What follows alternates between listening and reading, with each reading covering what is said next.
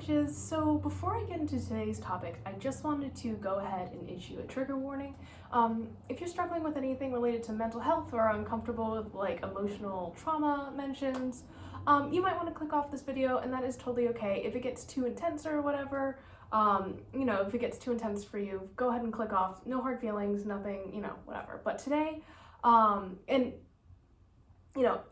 if you need to ever talk to me, just go ahead and DM me because, I'm always here. But today we're going to talk about shadow work. Today we're going to be talking about shadow work.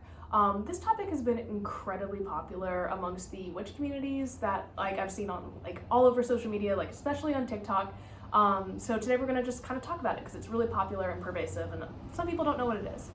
So shadow work is the practice of identifying your inner demons or negative behaviors that cause you to react in cyclical patterns.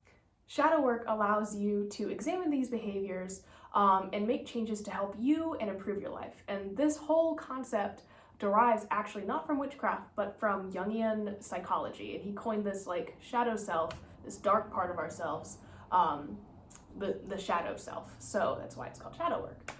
Now, I would not be a responsible practitioner if I did not say that, before you start doing shadow work on your own, I really recommend that you go to therapy. Pre-pandemic, I was in therapy for about 2 years to deal with severe PTSD, dissociative disorder, and a whole host of other things. But because I haven't been able to go to therapy regularly, I also haven't been doing shadow work as regularly. I mean, arguably, I'm in a better place than I was 2 years ago, so do I really feel the need to do it as often? No, but I was doing shadow work pretty heavily during the time I was in therapy, and I think that shadow work, you can do it in therapy, with a professional. So I really recommend that you at least consider it. There are tons of resources out there.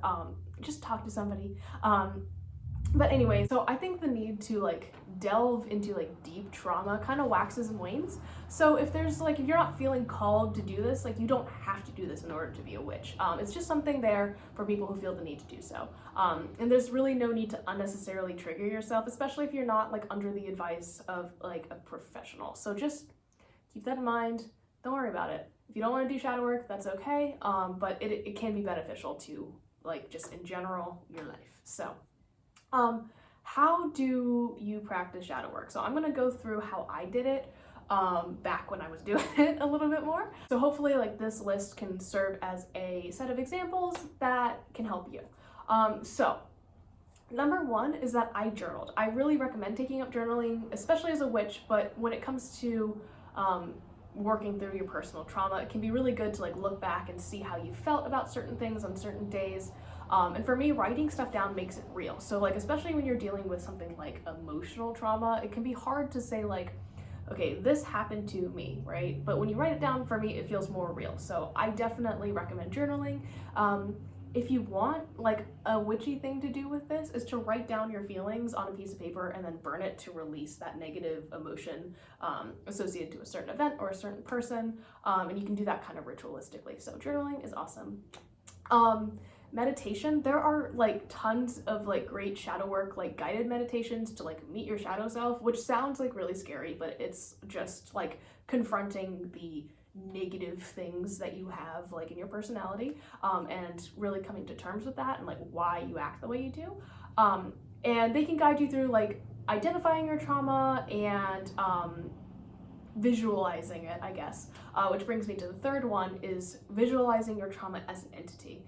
I've actually done this without even thinking about it because I guess I have a very good imagination, but I'm able to visualize pretty easily. By visualizing this trauma as an entity, you can really kind of have that conversation with them, and that'll allow you to get out any negative feelings you might have, guilt being a big one of them, and get out the things that you wish you could say to the person or to the situation as a whole that hurt you. So it's kind of a release thing. And then the final one that I really recommend, especially if you are a theistic pagan, is to start a shadow working relationship with your gods.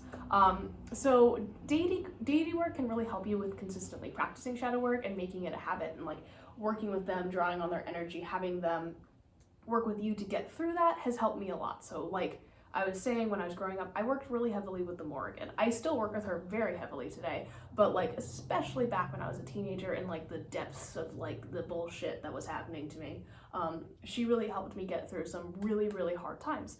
I now, as an adult looking back, I'm like, oh, that was shadow work, like that's what that was.